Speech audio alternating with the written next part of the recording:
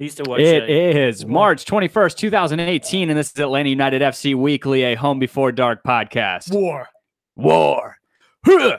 Good God, Joe. What it is good for? It's good for good Twitter. Good for great Twitter. This is the best Twitter. This has been my favorite day on It's Twitter. my favorite Twitter. We do the best Twitters. It's great. I have a Twitter guy that I talk to. He says it's fantastic. He says it's the best Twitter. We got a click farm, handles all of our work. It's great. I mean, you should see some of the statistics that Cambridge Analytica is feeding us about this. It's fantastic. We're able to, we've picked up a few new followers because of that. Nice. 2 or 3? Two. Dan, turn the mic towards you. Yeah, there you go. Oh, let it rub on your face. That was good. I am. Oh boy. I am Tim Herb, and as always, I'm joined by my lovely co-hosts, Mr. Kevin Bradley to my left. The warrior. The warrior. Warriors. And Mr. Dan James, the father. The fatherer. Success is not final. Failure is not fatal. It is the courage to continue that counts. The Son and the Holy Ghost. I'm pretty sure that spectacles, testicles, wallet, and watch. That's I'm pretty sure that I just lost my train of thought because of you. Oh, that's great. Well, no, I returned the favor for you last week then. Is Dan, were you just quoting Sun Tzu? The Art of War? Winston Churchill, who was probably... Yeah, was probably quoting. You mean you were quoting Gary Oldman? It's like that famous Michael Scott quote. You miss 100% of the shots you never take. Wayne Gretzky? Michael Scott. Michael Scott, yeah. How's it going, everybody? Good. All of you homies out there, as we like to say. That was you this time. Yeah, I just it's always one. I wanted to make sure I pointed it out because it wasn't me this time. Thank you guys for tuning in. As always, we love you guys. If you guys are watching on YouTube, make sure that you hit the subscribe button and make sure you hit the little bell icon. Make sure that you get your notification whenever we go live. I don't know why you guys are here. Josef Martinez is on Bumble. You guys need to go make profiles, try to match with him. Is he for real? Have you not seen that today? No. It's floating around on Twitter. I guess somebody matched with him and posted it on Reddit, or it's like just talking about his conversations and stuff. Was it pretty hard? Yeah. Is it the photo with the rose in his mouth? No, I don't know what it was. So Joey Herring in the chat. I forgot it was today. You forgot it was like Wednesday? No, he forgot that the podcast was today. No, I know, but yeah. Forgot it was today. Sorry, guys. Monday night was a little bit of a late call, and we ended up just for the betterment of the podcast. It was a game day decision. Dude, I haven't seen crazier lightning in my life. Yeah, it's pretty intense. Over here, it was 5 straight minutes looking up into the sky, and it just was flashing. It was insane. And then the hail started hitting, and yeah, it was great. I guess other housekeeping. If you guys are listening to us on iTunes, make sure that you guys subscribe to us. Make sure that you guys are getting the content. If you're not using iTunes, like Dan's using Pocket Cast now. Oh, Pocket Cast is the shit. It is the best podcast. I think you guys have converted me now. I have ever used. It is highly worth the $3.99. Okay, maybe not. To charge my exactly. And then on board. I think I've paid for 2 apps in my life, and Pocket Cast is one of them. But can I use your account? Holy shit. Make sure that if you guys are listening to us on iTunes, leave us a review. We will read it out on the show. We got a new subscriber, bro. Yeah, no matter what the content of it. We got a couple new subscribers. We have John Nelson of Soccer Down Here just started subscribing. So hopefully you're watching, John. Well, love John Nelson. It was great seeing you on Saturday. We need to sit down and just do a wrestling podcast. I'm a little disappointed that Soccer Down Here was not involved in the podcast wars today in full force. Jason got in and then quickly backed right back out. And speaking of which, Jimmy Vance was over in the corner just kind of stoking the fire. Jimmy Vance of 92.9 The Game, our buddy who came over and gave us some 92.9 The Game scarves, of which you can see alongside the Soccer in the Street scarf in the front of the table. He says we win podcast wars already. I mean, the content alone speaks for itself. Yeah, absolutely. And you see the visuals. The man is bringing you a scarf as well. Yes, he's got one set aside from you. Jimmy, you're the man, Jimmy. We love you again. Congratulations on that beautiful baby you guys have. Absolutely. Yeah, happy for you guys. Yeah, Fantasy League. Hold on. John Nelson in the chat. wrestling down here is the secret 4th hour of the show. I would totally do wrestling down here with you, man. I think one of my most memorable experiences from my childhood in Alabama was going to a rinky-dink wrestling event in New Brockton High School down in lower Alabama, LA, and seeing the headliner, some redneck guy in a little Speedo named Michael Jackson, but he looked like the guy who played Mario in the Super Mario Brothers back in the early 90s. Oh, wow. With the really kind of weird mustache. It was just kind of straight. Yeah, more so the bald and fat thing. They would do like the skits before the cartoon. Yeah. I remember I got so excited. I had a Patriot mask that I got, and I had it signed by this female wrestler named Bambi. I was like in 5th grade. I was so stoked. But yes, we have fantasy. I can't pull it up because MLS sucks. Whoa, we don't say that around these parts. MLS fantasy sucks. MLS, they got to be working on it, man. I have a lot of frustrations with fantasy league. Yeah, I'm really glad that I subbed out Josef Martinez last week. That was a great choice. Great choice. Stand by it. Yep. Brought in Jossie Zardes. Let me see if I can pull up the fantasy standings. Regardless, if you guys are playing with us, just keep setting your lineup despite how bad the injury and just the injury updates are prior to the game. And lineup updates. Well, this has been my frustration with MLS Fantasy anyway, because it's just so sporadic. You've got guys dropping in and out. It's like every other week could be a completely different team that are playing for the same team. Right, and that's my comment about it. Is crazy. I'm totally fine with there's always going to be a certain level of luck in fantasy, whether it's fantasy football, fantasy soccer. Right. And the problem with MLS Fantasy League is they don't give you real-time updates. And when those lineups change, you need to have that information to be able to compete. And it's just that's why you've got to be a freaking nerd and have your laptop with you all the time. No. Exactly. Yeah, I'm going to see if I can. Who thought Villa wouldn't be playing last week? And he was my captain. Yeah, he was my captain too. Yeah. And 2 weeks in a row. I didn't pick him up this week because I don't play players that play against my teams usually. But Christian Chichera, that's another guy that didn't get any field. Didn't get any play time. I think he just admitted Orlando was his team. That's exactly what I'm pretty sure he just admitted Orlando was your team. Huh? We're talking about Villa not playing, and you were like, I don't play people playing against my team. Oh, my God. Oh, we got everybody. We got a traitor in our midst. Oh, my God. They were just lost podcast wars. Oh, right. We do. Everything's changed. Jesus. In true real ultimate power fashion, I'm gonna go get a frisbee and some Crisco, and I'm gonna go commit seppuku with it. So, Atlanta is officially the kings. Are officially the kings of the South. True. It's right. It's law now. It's legal. I was talking about Christian Chichera didn't play against Atlanta. Yeah, he's one of Vancouver's best players, and he didn't play Kamara, the week. Yeah, and that screwed me exactly. Too. Yeah, it's so weird. It's impossible to do. Kai Kamara, he's one of their best players. So is Kendall Waston. Yeah. Jay Riddle throwing shade as usual, saying Jimmy's going to tell every podcast that they won. I don't think that's so true. Yeah, Tito screwed everybody in fantasy. I think. I just screwed myself.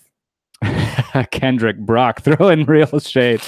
Are we going to talk about the fantasy that Mouse of the South think they are a good podcast? Oh, good God. Boy. Dear God. All right. So did you ever get into fantasy? No. Okay. We'll figure it out. The login takes a while. Anyway, so we are fine. playing fantasy. So if you guys are playing MLS fantasy already and you're not joined, if you haven't joined us, go over to the team, or the leagues. You can go and join our leagues. Just search because HB4D. the mighty fall quick, as Dan can attest to. You just how does that feel, Dan? Just weren't you top 5? Now you're like top 25. I don't think I'm even there. Just search. Yeah, it's a long season, Kevin. Yeah, I've got you guys just where I want you. Well, Orlando fans are saying the same thing right now. Right. I'm in 59th. Oh, and that's so you're above Kevin. No, the fuck he's not. That's all I'm playing for at this point. Just to beat me and Tim. Yes, just search HB4D on MLS Fantasy. You can join multiple leagues. So just join us. I think we have 89 teams right now. So let's make that a solid round 100 number. So I'm just going to go ahead and read the top 5 is what we've been doing, right? So stats and trends at number 1, which is last name's Beck, 256 points. We have Blobfish United staying strong in that second spot. Blobfish.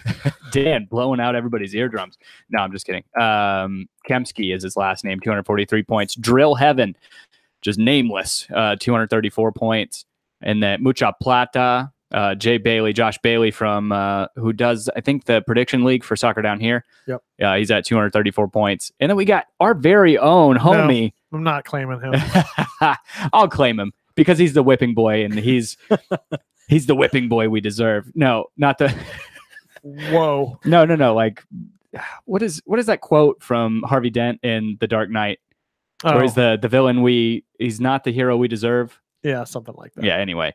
We have Dean sitting in 5th place. Dean Worley, Gunnar Dean at 223 points. So, and then also the other housekeeping note with competitions we got going on. That's one thing with the fantasy. If you guys join us and you guys finish top, I don't know if we've talked about consolation prizes for 2nd and 3rd, but no. Prize pack is in store for 1st place. And then we're also doing a prediction league, which is usually, with every episode we've done over the past year. We didn't get anybody that got it right this week, did we? No, nobody got the exact score right. Saw that coming. Had a lot of people that had, nobody saw that coming at all. Yeah, that was ridiculous. So we have a prediction league as well for this season. And we're keeping track of that through a Google form and a spreadsheet, and we are giving away. We're giving away still on St. Patty's Day mode. Yeah, exactly. We're giving away a prize pack at the end of the year for the winner of this as well. And the way that it works is you go to gethomebeforedark.com/predictions. Go and fill in your prediction for the week. You put in your score for Atlanta United. Did you do injury predictions for this week? Oh God, don't say that. We'll talk about that in a minute in the international break. But go and put in your predictions for the score, and then we'll keep track of it. You get 1 point for guessing the winner, and then if you guess the correct score, you get 3 points, and we'll be tallying those scores. It's a little hard to do that right now. Yeah. We'll keep line. Yes, nobody got the 4-1 victory. I think we had a 4-2. That was the closest that we had. Yeah, we did. Yeah. And I'm trying to remember who put that. I can pull it up anyway. Josh Bailey is good at stuff because he's guessed both of the games right. He's guessed at least the result correctly. Right on. I think we did have a 4-2 for that. I don't remember what it was though. I don't remember who it was. Anyway, speaking of 4-1, of the game, start out like we normally do, talking about lineup.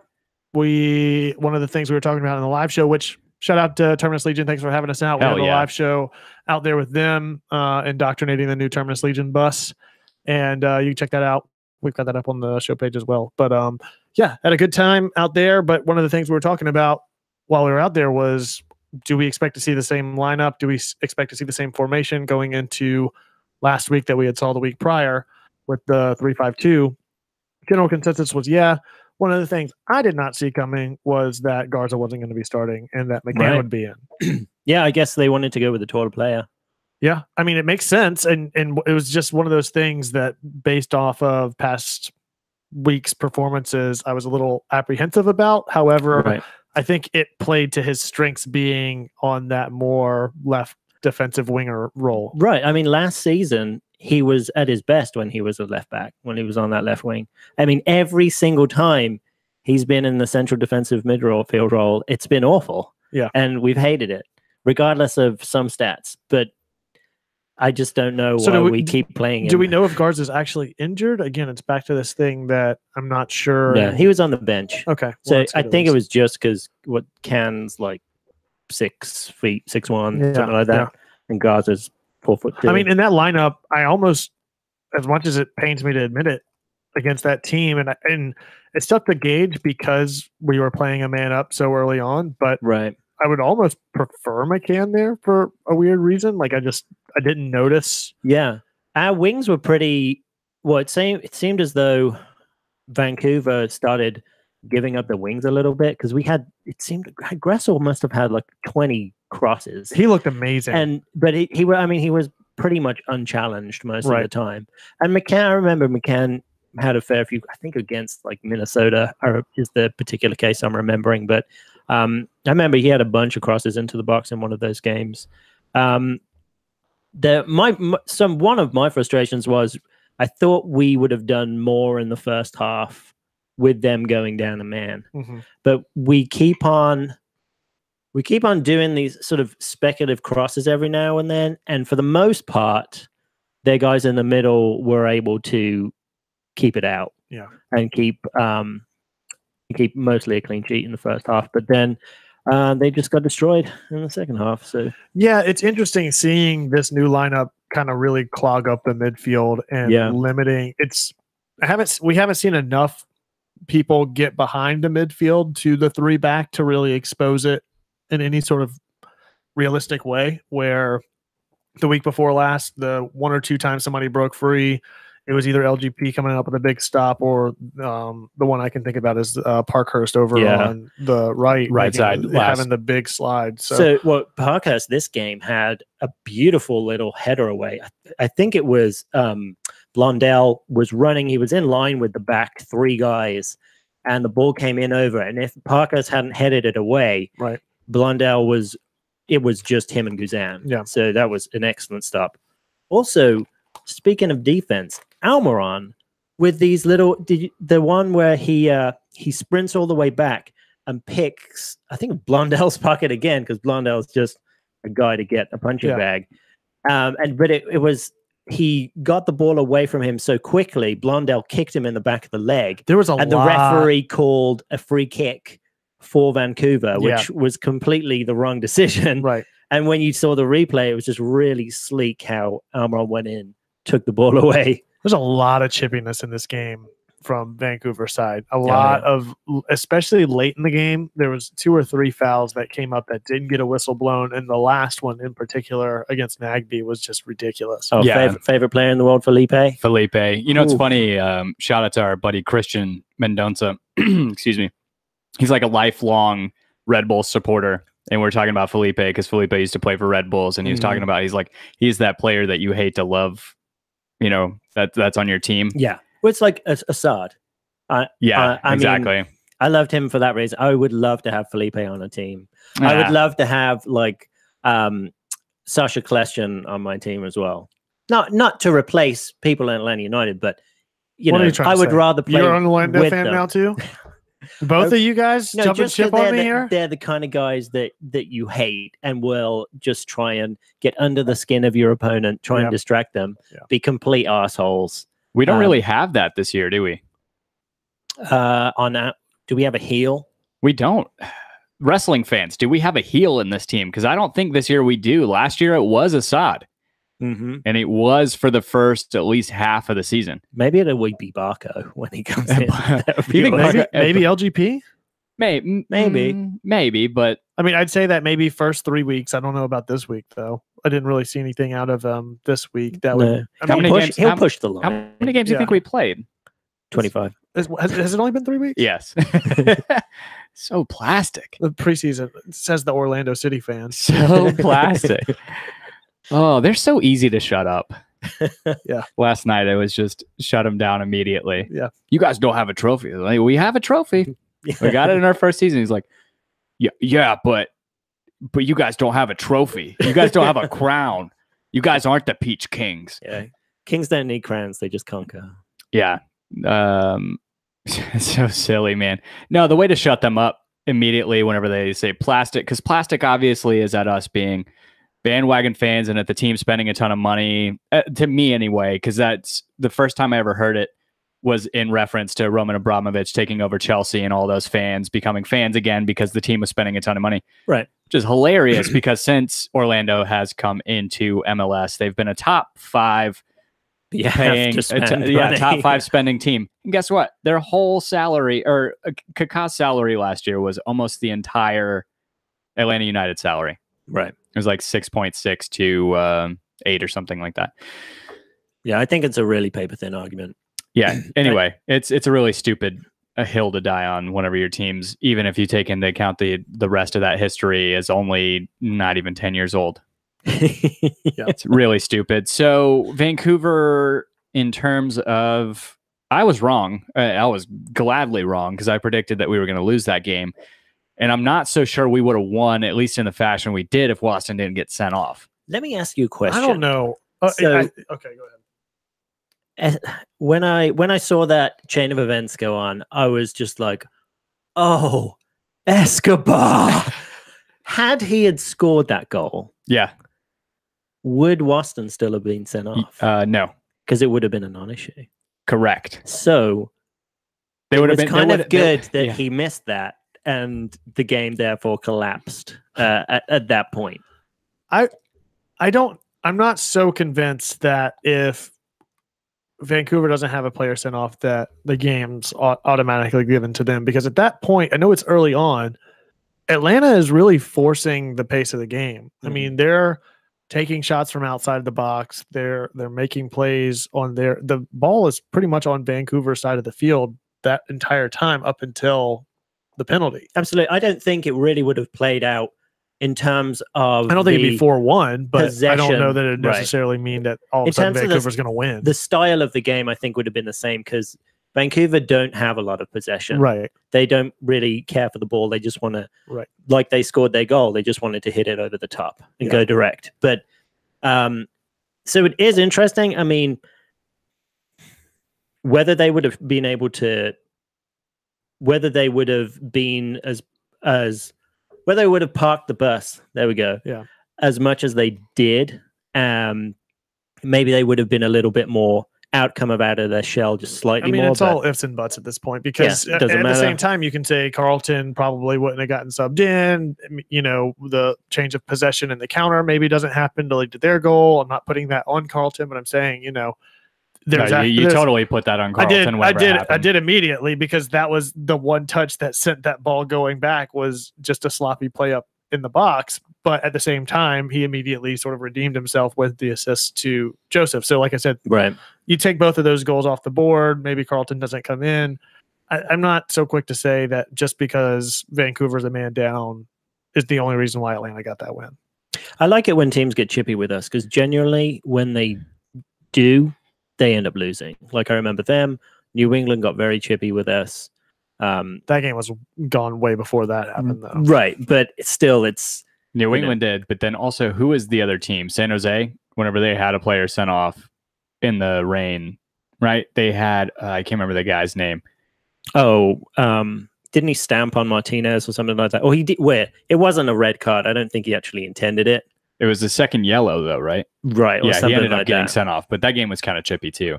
Yeah. For as well as we played that game, or as freely as we played that game. Scored 4 goals in that one as well. Yeah, 4-2. Feels good to actually win with a 4-goal, unlike the Columbus game.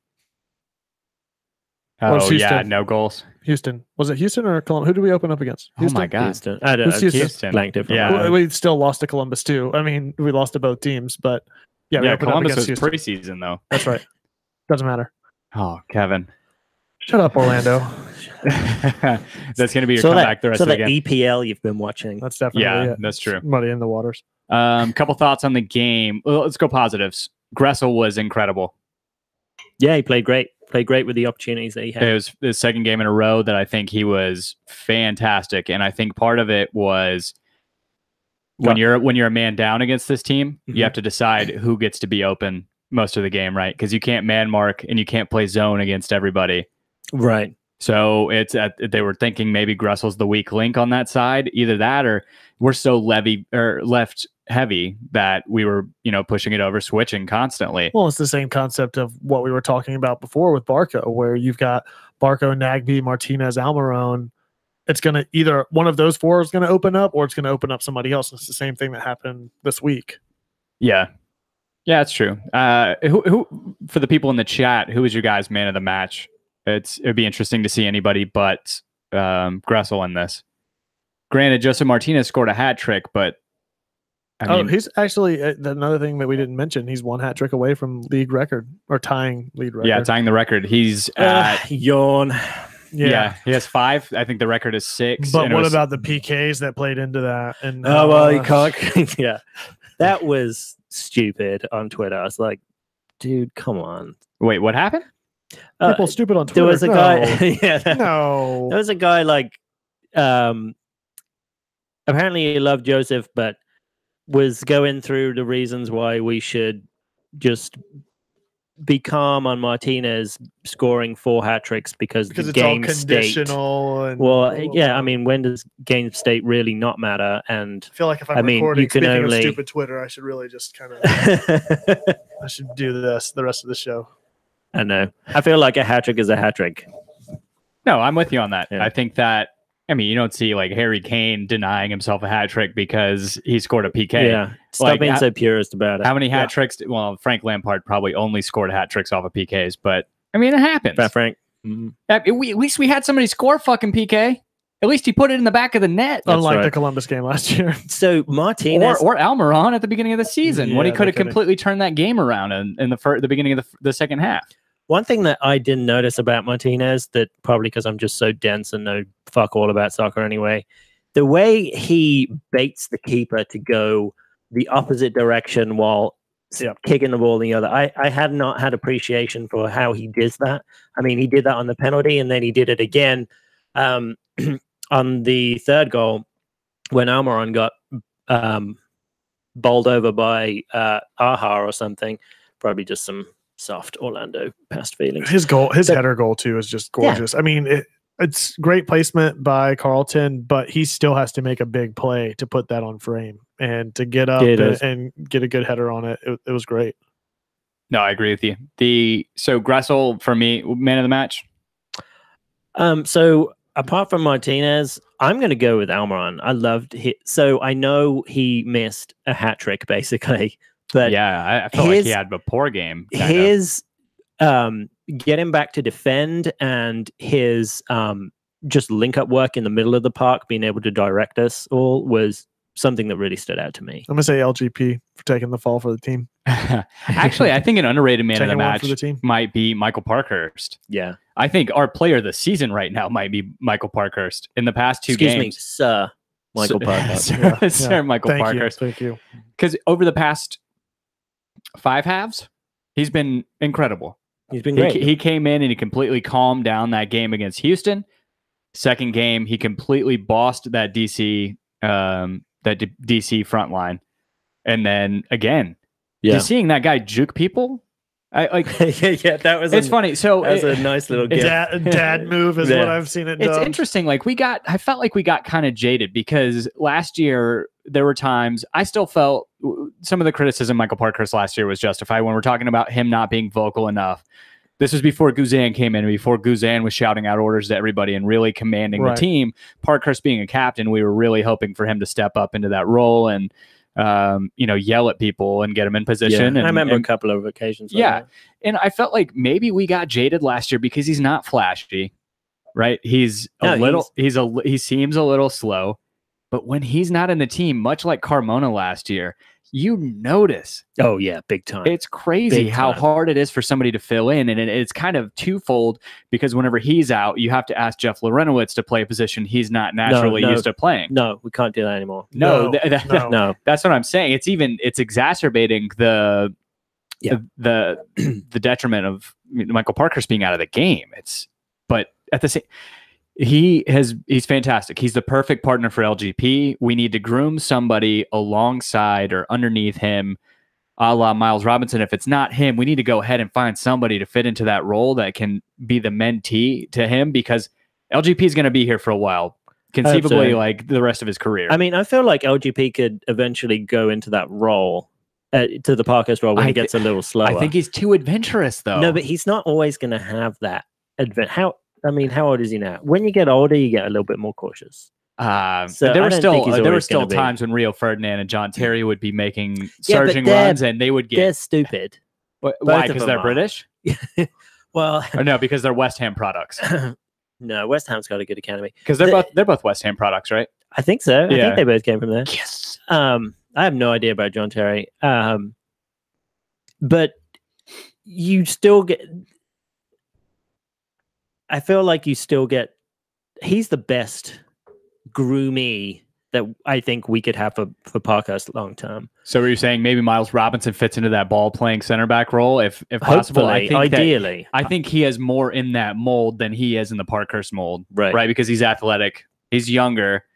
That is kind of the way the game is going. You see some teams even in Europe having 2 ball playing center backs. Is he practicing and playing this weekend with Atlanta United? He is, I believe. I am so ready for him to get a season of USL under his belt. I'm ready for USL season to start for. Did he have half a season? Did he have half a season last year with Charleston?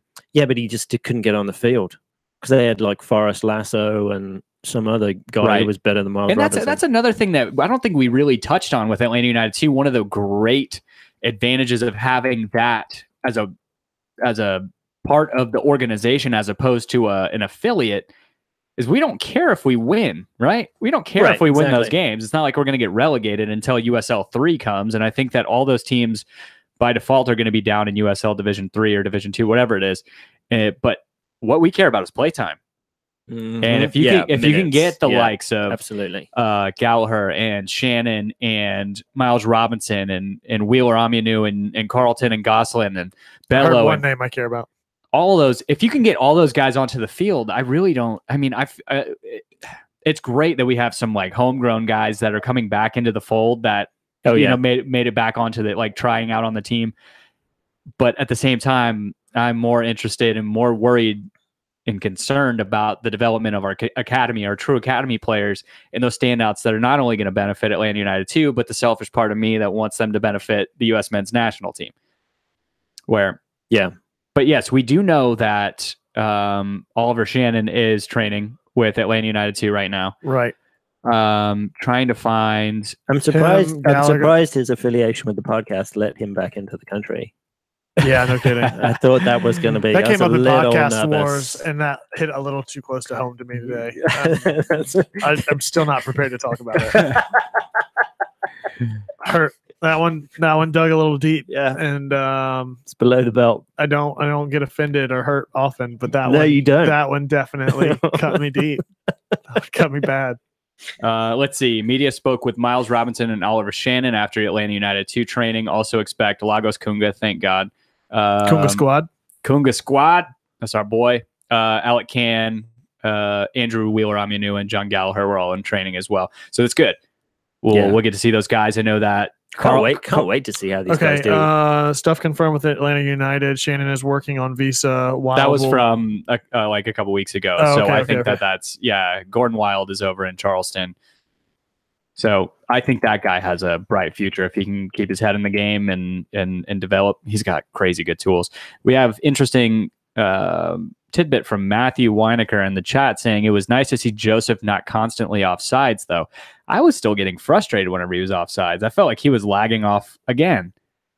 It's fine. It's one of those things we're just gonna. I was told the things you can't control. So I noticed. Just deal with them. I have noticed that positioning issue less prevalent the past 2 weeks with the 3-5-2 lineup than I had weeks prior. And I think it's because there's more people in the midfield to pick up a defensive role whenever the counter starts to come back. Striker. Yeah, I think that he's not at like my frustrations with him typically are that he's just sluggish to get back and get onto a play because there's such a big gap in between the front line and where Lorenowitz or Nagby may be in the midfield.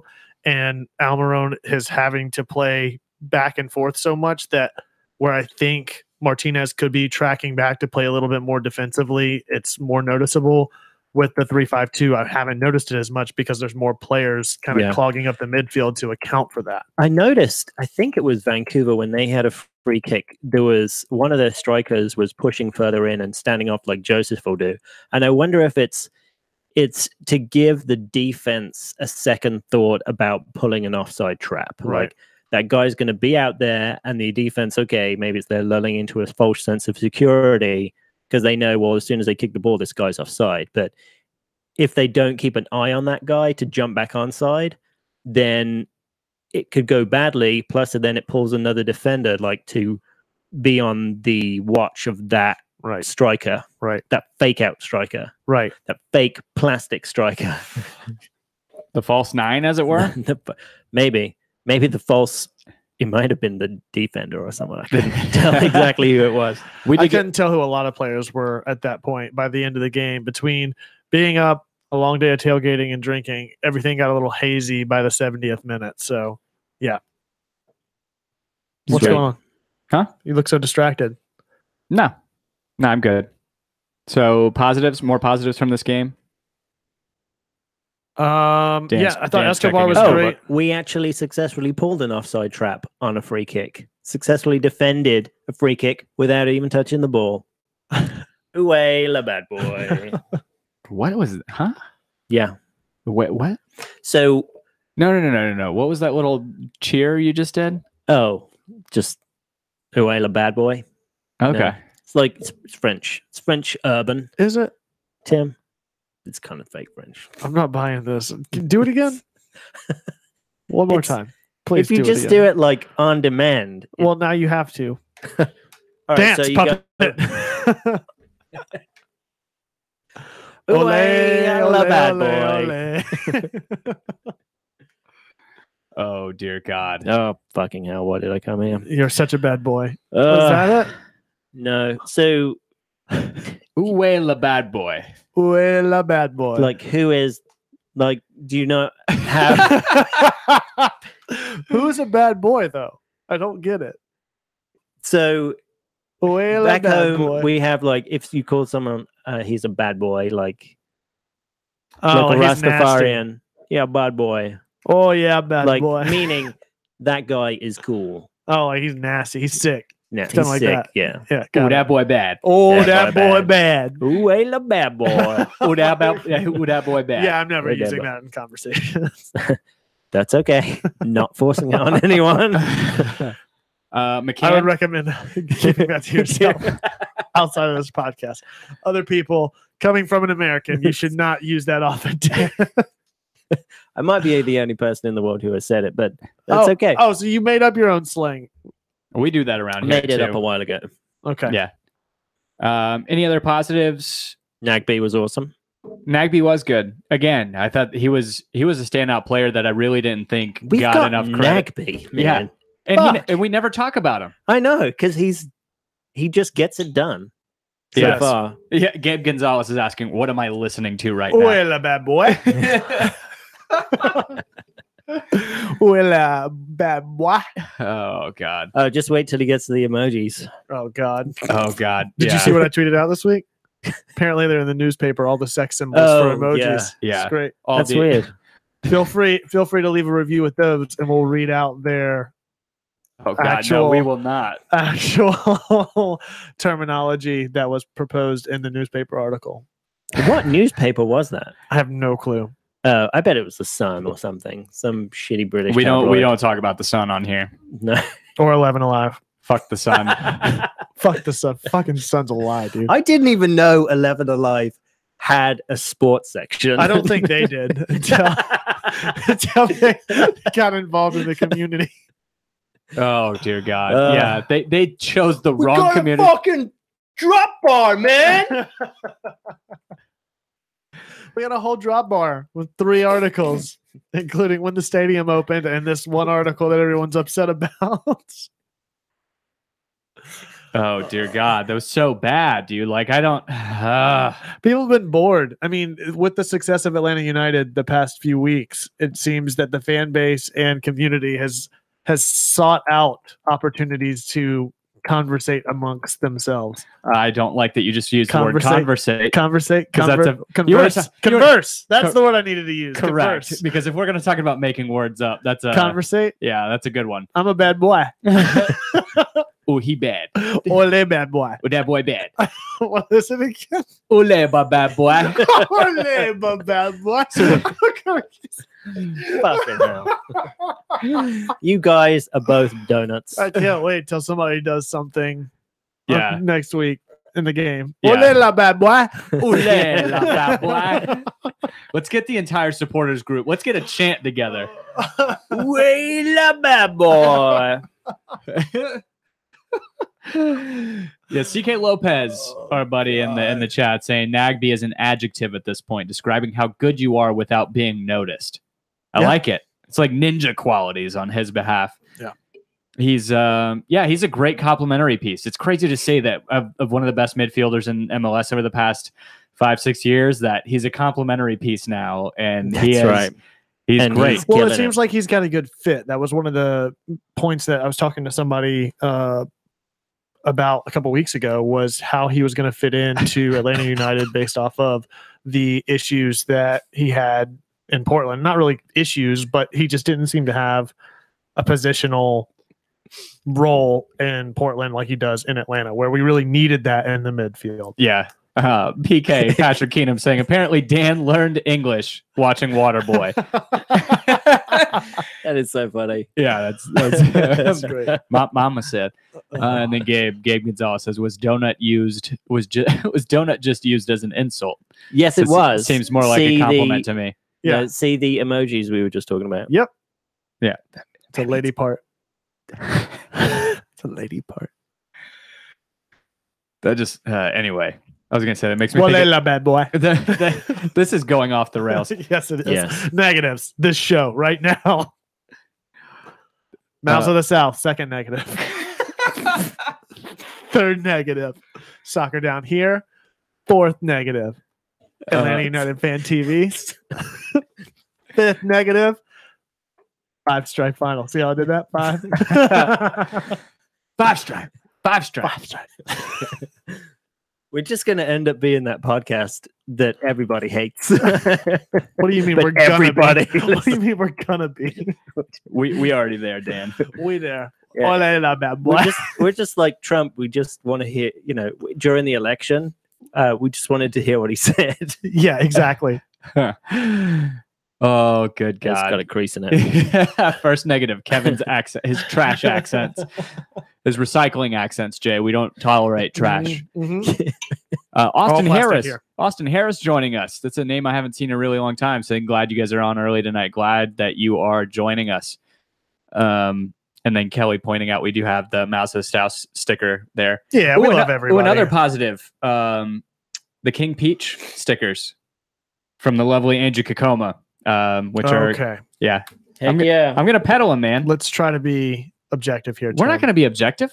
We're not gonna be objective here. Not when she's making crazy good art. I'm not gonna be objective. Pillo's making crazy good farts. Is he farting? No. Oh, No, not yet. Yeah. Yeah. But yeah, those King Peach stickers available at angiekakoma.etsy.com. COCCOMA. Yep. Either that or go to Ormwood Park Festival on Saturday. We're going to be selling them out there along with a bunch of other artwork. We're going to be out there all day. Yeah. They're right in the middle of the park. So negatives. Did you see Escobar getting hurt? Oh, dude, I watched that about He got 4 rocked, or 5 dude. times. He got rocked. Holy heck. He got rocked. And it wasn't even just like, I think fist probably would have been less damaging because it's padded, but it was all forearm, dude. Oh, yeah. His ear snapped back and hit his shoulder. Yeah, it was terrible. insane. Terrible. Brian Diefenbach. Hey, buddy. We love you. Glad seeing you on. Glad we got to see you on Saturday. Jumping into the chat. He's working, doing the Lord's work. But yeah, Escobar's injury was big negative. Not great to see that. And yep. So I guess he's got a concussion, right? We just don't know when. Well, he's got a concussion. So I guess we're back to finding another center back, right? No, I think we just put Zissou on right and then leave the lineup the way it is. I don't know necessarily if we even, to Kevin's point, we don't know the extent of the injury, right? We don't know how. No, but we're still thin at center back. True, we are. Don't fuck with center back. Why mess with center back? Like, keep him on right back and then put Zissou there instead. Well, it's right center back, right? Yeah. Right. No, but what I'm saying is when we thought LGP was out, everyone was like, oh, we don't have enough depth at center back. So we should go find a center back. So potentially Escobar could be out. I don't think it's a season long but you're not injury, gonna, though. probably, it's no, there, it's not at all. I mean, I think that there's options here if Garza's healthy to put him and go to a 4-back, if nothing else, and put Zissou on right. I mean, he's played that position before. That's less inconveniencing to the lineup than putting Lorenowitz at center back where he's not supposed to be. Stop mentioning that in the same sentence. Got Lorenowitz and center back. No. Got another positive. Rey Mysterio, the Rey Mysterio, joining us in the live chat for the first time, saying that he left a review back when it wasn't cool. Yeah. Oh. Yeah. So wait, the Rey Mysterio? Yeah. Orale. No, that's Orale, baby boy. 619. Ooh la la, bad boy. Ooh la la, bad boy. Yeah, it's true. That was the point I was trying to get at, Austin. He's saying, will Escobar be gone that long? I mean, in the NFL, they're in concussion protocol for 15 seconds on the sideline. Yeah, I think it's at least one game, right? It's got to be. No, it doesn't necessarily have to be a game. It's not a defined period of time. Correct. It actually is graded on what they can do to their return. So they have to perform certain exercises and not show symptoms when resting. They can't show symptoms when at resting, and then upon exertion, they cannot show symptoms. Got it. And then you can come back and play. I think he's going to be fine. Dan dropping the knowledge. Away, la bad boy. Jesus Christ. Oh God, this is just a producer's dream. Oh yeah, with all the levels of Dan yelling constantly. You do a good job. Every time I listen back to the podcast, Tim, it's perfect, and I'm like, what was the problem? I mean, sure, it may add, but I mean, I may not know anything about it. It may add like 3 extra hours to your producing time every time I do it. No, but it always comes out beautiful and clean. It's great. Yep. Jay Riddle says, and he's bringing the truth. He says, when Dan isn't rubbing meat, and thank you, by the way, Dan. Rubbing meat? Yeah, when he isn't rubbing meat, he's diagnosing concussions. Curing some hams. Oh, okay. I thought that was a completely different conversation that we were about to go into. Spell it out in emojis, Jay. Oh, Rey Mysterio is the one outside of Kevin Brown that we invited on the show last year because he went to the Vancouver away game. Oh, right on.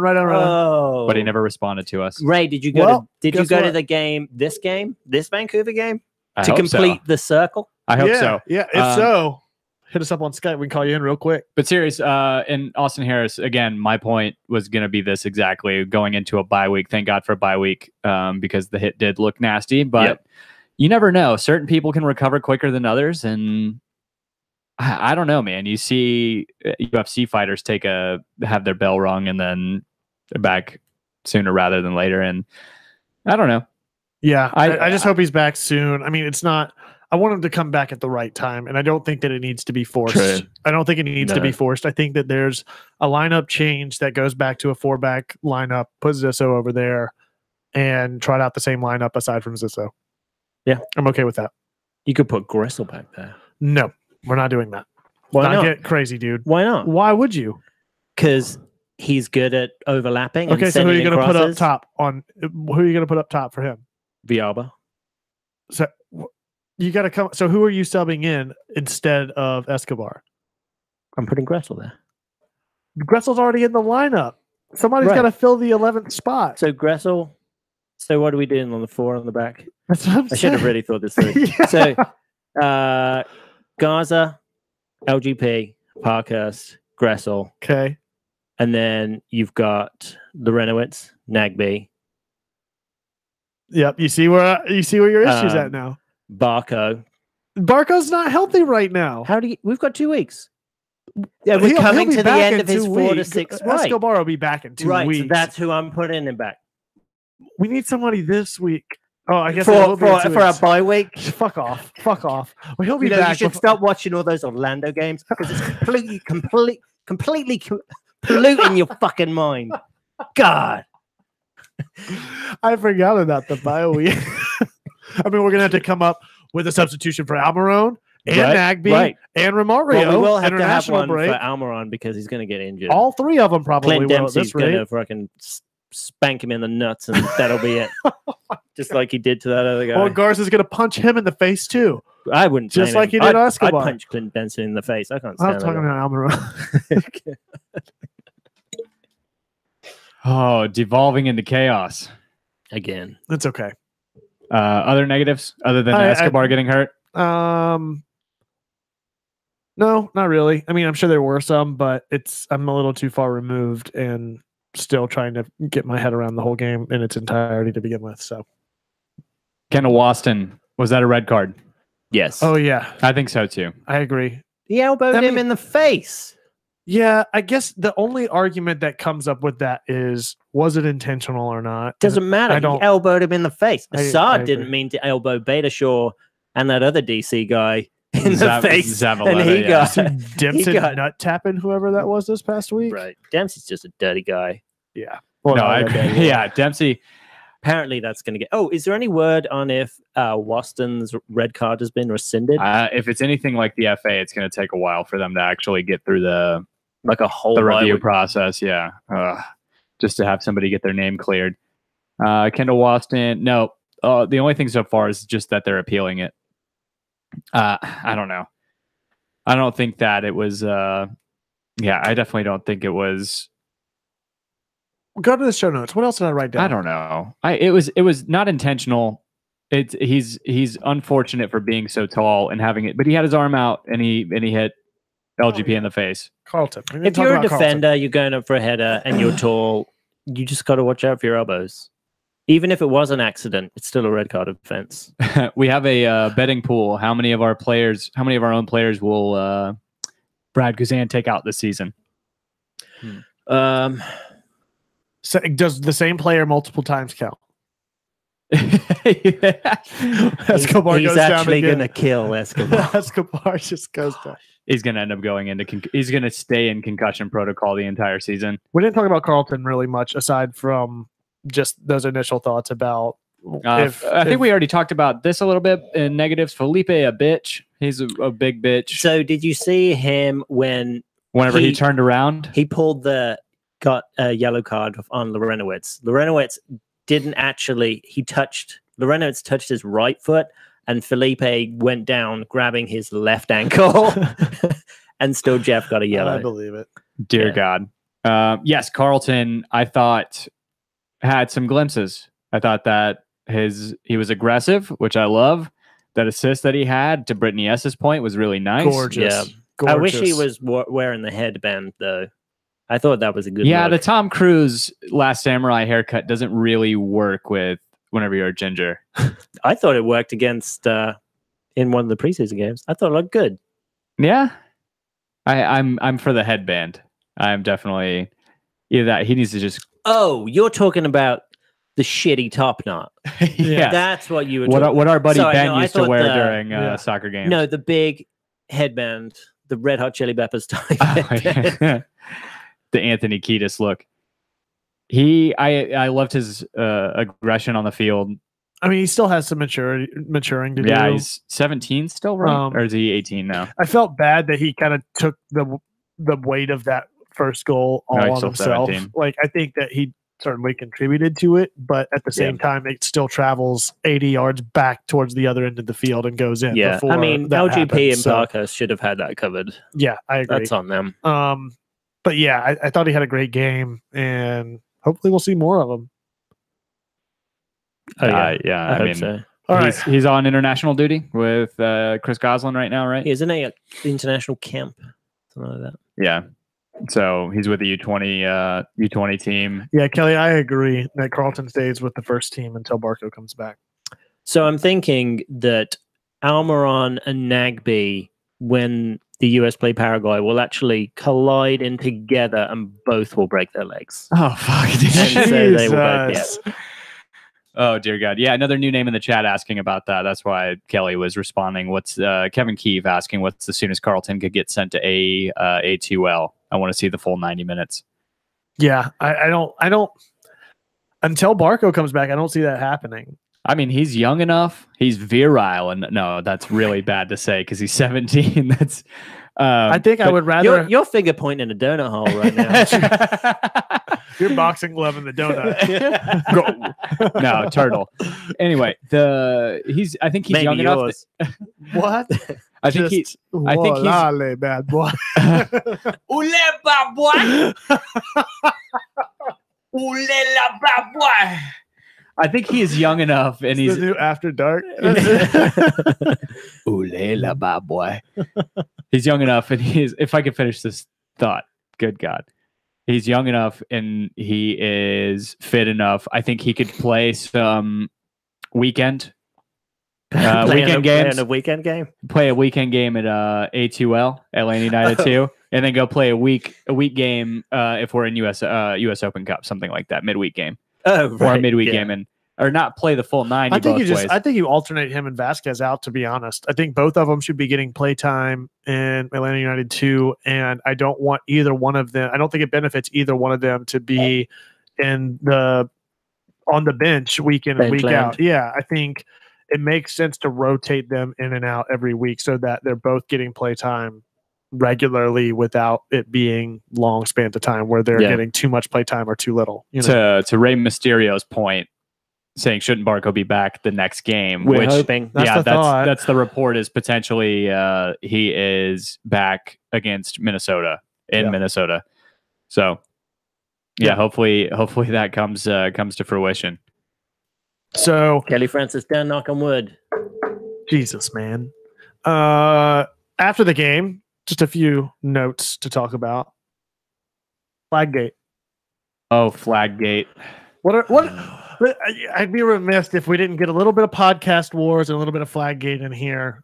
I gotta go grab my computer real quick because that iTunes review that I have to read is on actual iTunes. Do you have iTunes? It's not on the phone? It's not showing up on the phone. Do you have iTunes on your computer now? No. Okay. All right. Well, Tim, you guys talk about Flaggate. I'll give my thoughts whenever I get back. I'll take me 2 seconds to get my computer. All right, we'll go. Get out of here. Okay, give me your perspective on Flaggate.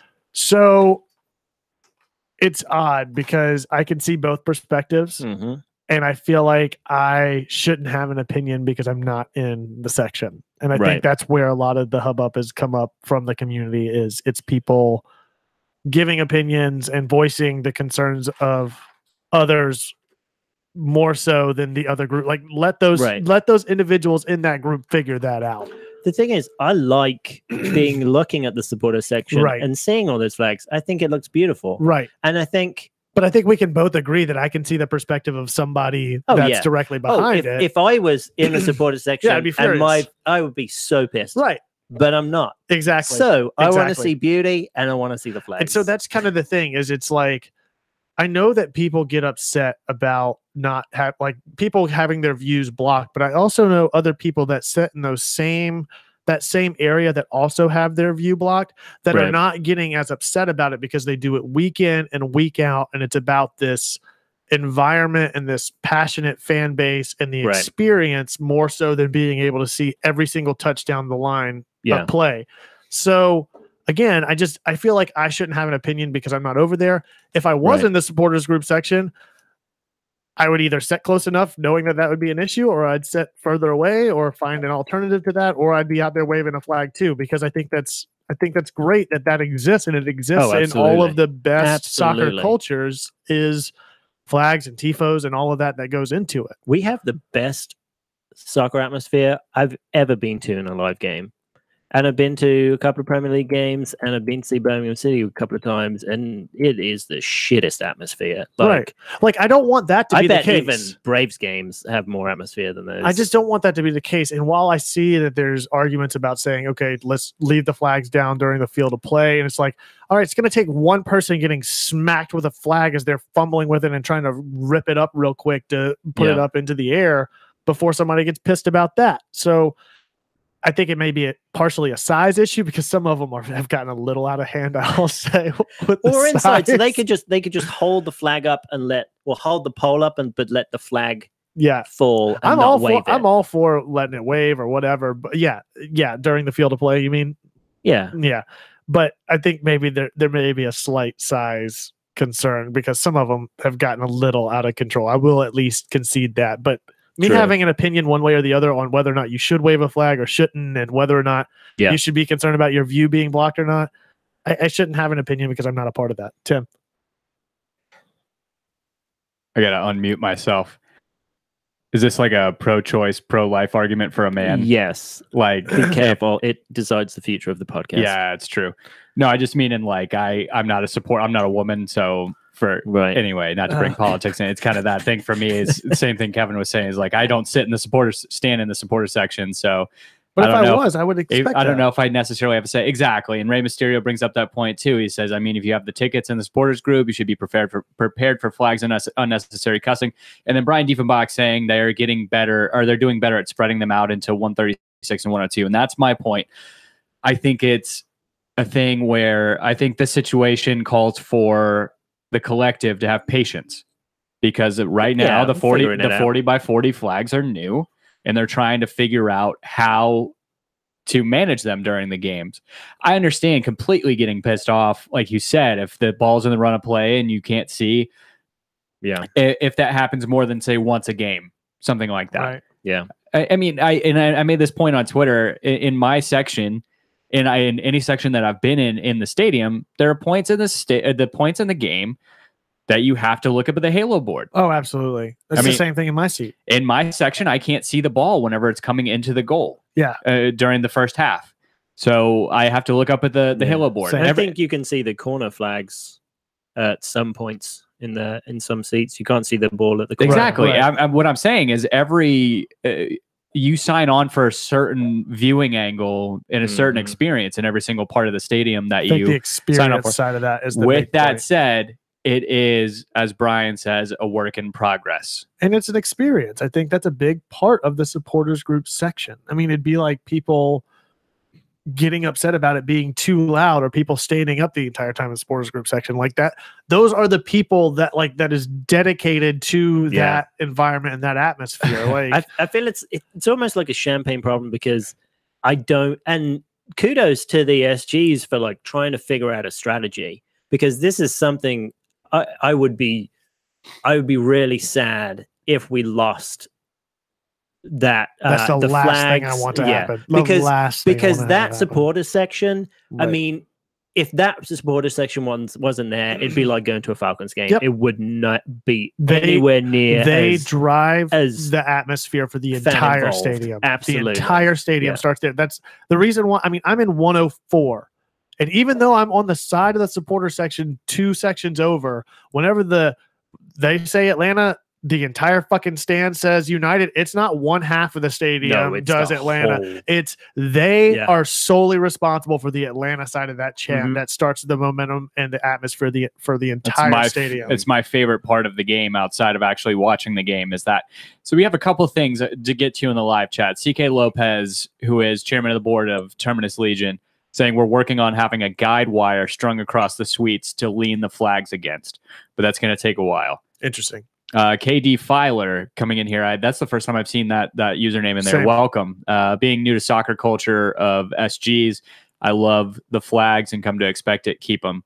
Noah Byers saying flags will never bother me because I avoid the section that wave flags because they wave flags. So problem solved. Right. Luis Velez from Siempre United. Yo, what's up, man? He made the super group meetup. Nobody from Mouse of the South were out there, just adding fuel to the fire, but that's a different story. Hola, mi amigo. Bienvenido a Home Before Dark. Oh, Casa Antes de Noche. Ooh. Let's see. There's more stuff in there. Brian Diefenbach saying my issue is all the capos in front of 101. They need to spread them out to the edges. Again, look at Portland. They have 5 capos spread across the back line. So, there's a lot going on. So, I've seen it both ways. We talked about it. Whether there are people that have been in the supporter section for the entirety of Atlanta United that are getting fed up with the flags because they don't have enough patience to deal with it. I can completely empathize with that, right? Because you are paying, and in a lot of cases, you're paying, you're stretching yourself thin to pay for season tickets and all that. Right. And you're having the experience kind of stifled for you. But at the same time, I'm seeing plenty of people that have been in both and, or that have been in the support section for both seasons, and they are they're completely fine with it because they know that the situation is going to remedy itself. So Brian, the guys will just figure it out. Brian is bored. Another new contributor to the chat. He said, "I sit in 101 and I like the flags. There are definitely appropriate and inappropriate times for the flags to fly." I think it's all a work in progress. I think that's the best way to put it. It's a work in progress. It's essential to not just do away with them entirely, and to acknowledge that it is a part of the growing culture that is getting worked out as we go, and it's an essential part of the stadium atmosphere. Yeah, in many ways, I feel like we've tried to and I probably am off the mark here, but I feel like we've tried to model ourselves after Dortmund And if we want that Dortmund atmosphere, we have to learn. Right. We have to get through the learning curve. And then producer and then also co-host from Siempre United, Eric Alexander, coming into the live chat. Love it. He made the meeting too. Weird. Oh, weird. Yeah. That's two guys from Siempre United. It's really hard to like gauge best, worst, mediocre podcasts whenever one doesn't show up at all. Chupanos, Jay. Eric. Not Eric Quintana, not Eric Alexander. Te amo, Eric Alexander. And I hardly know you. Yeah. I mean, Noah Byers with a great point too. Has anybody even asked the Flags how they feel about this? Right. Have they? I don't think so. And that's really inconsiderate. Yeah. Flags don't care about your feelings. Nope. You guys are so fucking insensitive. I agree. All right. So Podcast Wars. If you guys missed it on Twitter today, Jay called us out saying that if we didn't show up to the Atlanta United 2 game this weekend with an Oliver Shannon fathead, that we were frauds. Wow. Meanwhile, he's missing it to go to his nephew's ballet recital or something like that and calling us frauds. And then misses the Podcast Alliance meetup. Meanwhile, every other group could make it and could be there. And I just called him a big fat phony. I'm just calling it like I see it. And then from there, things devolved, and Jimmy Vance could only post GIFs and not really take a back seat, just like he does on his podcast, which is really great and really, a huge contribution.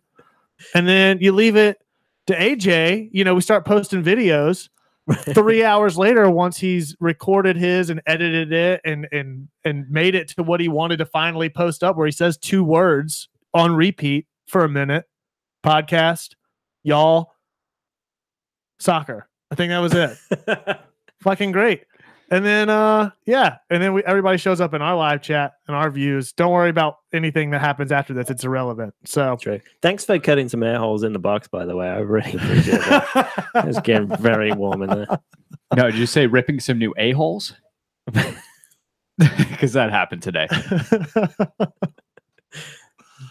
So, it was great. It was a lot of back and forth.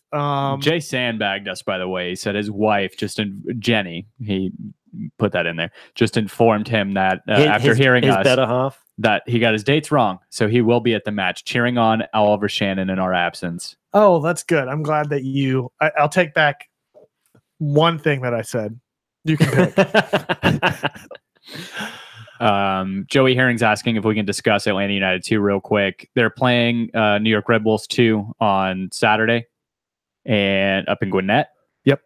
Yes, they are. What are you guys expecting to see? I mean, aside from, we talked earlier, I think you were at Waffle House, Joey, but I'm excited to see a game in the international break. Yeah, me too. Yeah, I think it'll be great. How cool is that we're going to be able to see that, kind of stopgap whenever we have the international break, just kind of pull the rug out from under us. I don't get Liverpool and I don't get Atlanta United for 2 weeks. And it's trash. Yeah. But now I don't have to worry about that. Yep. And they're all on YouTube, right? All the USL games, I believe. Are they really? I did not know that. Just so we can watch it. Guys, I would be supporting Oliver Shannon. And Lagos Kunga. I sure as shit would be. But I will be at Ormwood Park Festival all day Saturday. Right down the road, and I have a conference. So sorry, guys. Yeah, I will be manning the booth. Yeah, selling King Peach stickers. Come buy one. No, go support Atlanta United 2, and then you can buy one online. Yeah, that's true. That's true. Somebody make me a Oliver Shannon fathead for the next game. Who Kelly's asking, who are we looking forward to seeing at Atlanta United 2? I want to see more of George Bello, and I want to see more of Lagos Kunga. I want to see Kunga, Goslin, Shannon. Because, the things with Goslin and Carlton, those are guys that we've seen, right? We've seen and Shannon. Goslin in limited capacity. And right, but what I'm saying is we haven't seen in any sort of professional capacity. We haven't watched Kunga, and we haven't, because did Kunga get released from his loan with Charleston Battery? Pretty sure Kunga came on during Open Cup last year. I am pretty sure he came on during Open Cup last year. Nonetheless, it's been very minor. I mean, he may have come on for one game, but it wasn't like some substantial amount of play time. But yeah, I agree. I think that if he did, I think it was against Miami. I think that was it. Actually, I think that was it. Because he didn't come on against Charleston. No. So no, that's a good point, Tim. I think that it's a good showcasing of familiar faces. I mean, how excited are you guys realistically about the dedicated Atlanta United 2 players that we have? Oh, we just lost the live chat on the TV, so I'll pull it up on here. I've got it on my phone too. I've heard this guy, what's his name, Brian Kisadou. He's very good and very fast. And Laurent Kisadou. That's close. Brian, Laurent. Gambate. I'm looking to see him because he came over from Newell's Old Boys this offseason. So I'm interested in seeing him.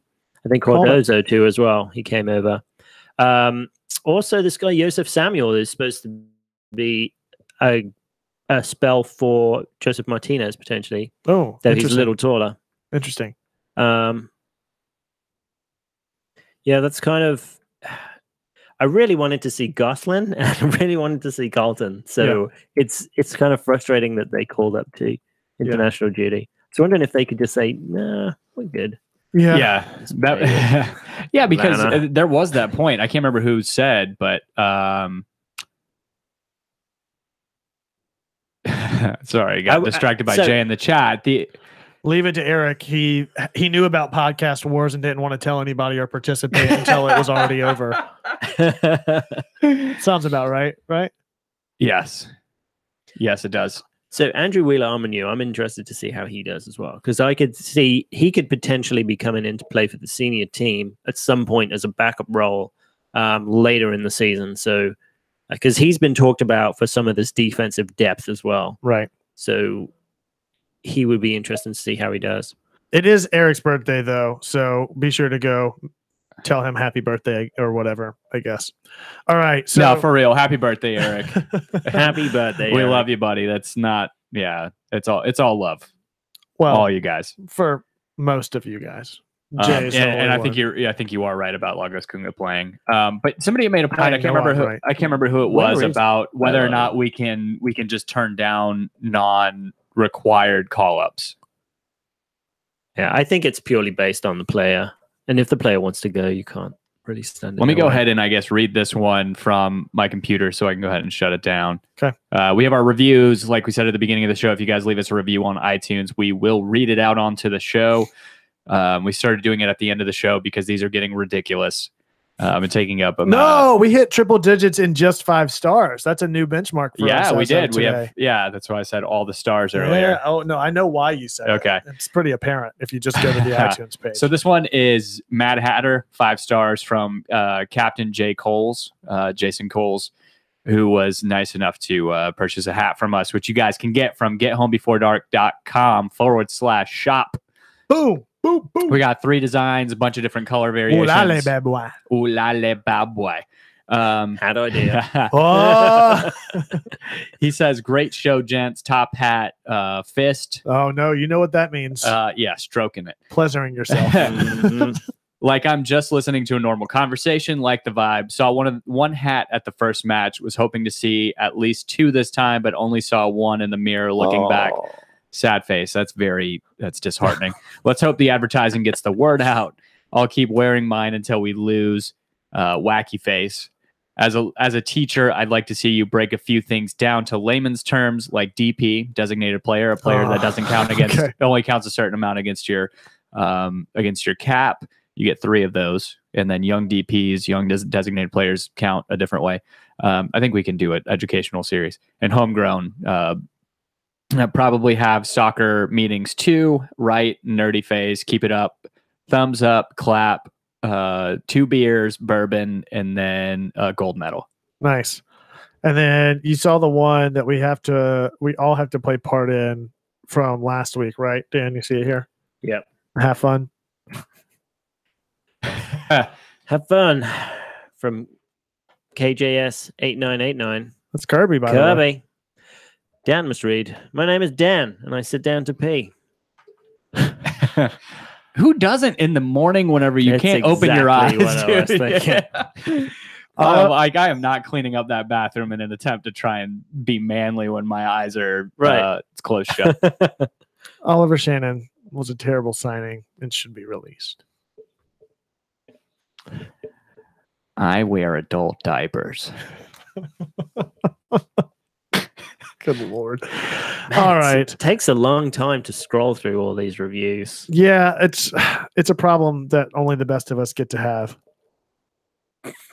This lit fam. The rowdiest of fucks. Pretty sure he joined us this past weekend out on the podcast. For those of you that missed it. Dan, do you want to read the review? This one is for you, Kendrick and Dean. Yeah, that's it. Because Kevin's about to pull up the clip. Our buddy Christian Mills joining us, bombing us at the photo bombing us, video bombing us at the podcast at the Terminus Legion tailgate. Mills, friend of the show. I want to come on and say that I'm very sober. I've never been more sober in my life. And then it's fucking nice out right now. It's fucking nice out. We've been doing big old doinks. I just want to shout out to Kendrick and Dean if you're watching. Fuck you. So thanks for coming out and joining us at the live tailgate, guys. I thought for a minute there, I thought you were going to play Carolina Panthers. Sharp teeth and crowds. We're saving that for the Orlando game specifically. Right. Oh, good God. Oh, no. Did it. Let's God see, damn it, Kevin. So Joey Herring's asking in the chat, how's the stadium set up in Gwinnett? Ray Mysterio saying Cool Ray Field where the Braves play. They have a great facility. Anyway, yeah. Okay, cool. I think that's it. So if you want to hear your review read aloud on the show, go over to iTunes or Pocket Casts or whatever. And use the podcasts app, which you guys will use on your iPhones. Use that to leave review, and then make sure you guys subscribe so you guys get the content the next day. Yeah. So thanks for checking us out, guys. You can find the hats on the website. You can find Fantasy League on the website. You can find score predictions on the website. There's not really a score prediction this week. I will not be here next week, but you guys will be joined. We have a special show. Correct. Yeah, it's going to be immense. It's our first with two guests, right? No, yes. I did one with Eric and Jay. That's true. That's how Jay got that job. Yeah, Jay throws so much shade, but if it weren't for us, he'd just be a Twitter page and a fucking tattoo. CK says, thanks for stopping by the tailgate last game whenever we record. He said, next time we'll try to put you on the right side of the bus, the fur bus. And we got PA speakers coming, so we're going to be good to go. Yeah, we're going to be like a professional outlet like Soccer What Down are you Here. talking about? We're totally professional. Absolutely. Yes, and then Joey Herring back regular time Monday night 9:00, joined in studio by our buddies, members of Resurgence, the brothers Palacios, Danny and Raphael. Really nice dudes. They were responsible for waving the Puerto Rican flag. Yes, for anybody who's wondering, they waved the Puerto Rican flag, and they're huge on trying to influence the growth of soccer in the Puerto Rican community. And they even a community that's very focused on baseball. They talked about that on our live show at the tailgate. So yeah, so it'd be great to have them on for sure. Yeah, definitely. So on Monday, make sure that you guys tune in and see me and Dan joined by Raphael and Danny. Yep. Regular time, 9:00. 9:00 p.m. Eastern time, unless another hailstorm comes through. So sweet. Until then, you can find all of us on Twitter, engaging in podcast wars. Tim, where can they find you at? You can find me at Tim Herb. Dan. You can find me at DNJMS. You can find me as well at The Architect. That's at _ARC, number 1, TECT, collectively at Home Before Dark. That's before spelled B and the number 4. I think we need a poll for who won podcast wars. I think that's adequate. I think that's absolutely in order. I think you did, Kevin. I think we need to we need a third party to tweet that out, though. Yeah, it's going to be biased. ¿Quién ven conmigo buen provecho en Marietta por mofongo? Oh, y chicharrones de pollo. I want all that stuff. That sounds great. Viva Puerto Rico. All right. Aguadilla. I lived there for 3 years as a kid, so I like to rep it because Sumter, South Carolina sucks. Yeah, no shit. Hey, but we got out.